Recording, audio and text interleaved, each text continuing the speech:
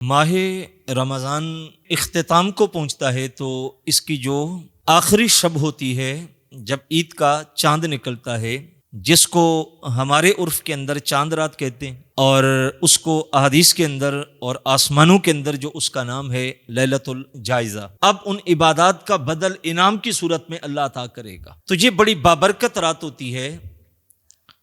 اور حکم شرع بھی یہ ہے اور ہمارے اسلاف کا طریقہ بھی یہ رہا ہے کہ وہ اس رات کو بھی اللہ کے حضور عبادت کے اندر بسر کرتے تھے، اور جس طرح ماہ رمضان کی باقی راتیں عبادات میں گزارتے تھے، تو یہ جو چاند رات ہوتی تھی یہ بھی اللہ کے حضور وہ عبادت کے اندر بسر کرتے تھے۔ ہمارے ہاں بدقسمتی یہ ہوتی ہے کہ جو معتکفین ہوتے ہیں، جنہوں نے مہینہ اللہ کے گھر میں گزارا، 10 دن اللہ کے گھر میں گزارے یا 3 دن اللہ کے گھر میں گزارے، عموماً دیکھا جاتا ہے کہ ان کی چاند رات بازاروں میں گزرتی ہے، اور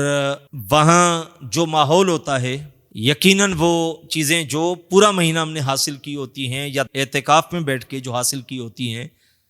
وہ ایک رات کے اندر سب کچھ ہم ضائع کر دیتے ہیں۔ اور یہاں تک دیکھنے میں آتا ہے کہ چاند نظر آتا ہے تو نکلتے لمحوں میں بازاروں میں رش پڑ جاتا ہے، اور پھر صبح فجر کے بعد لوگوں کی واپسی ہوتی ہے،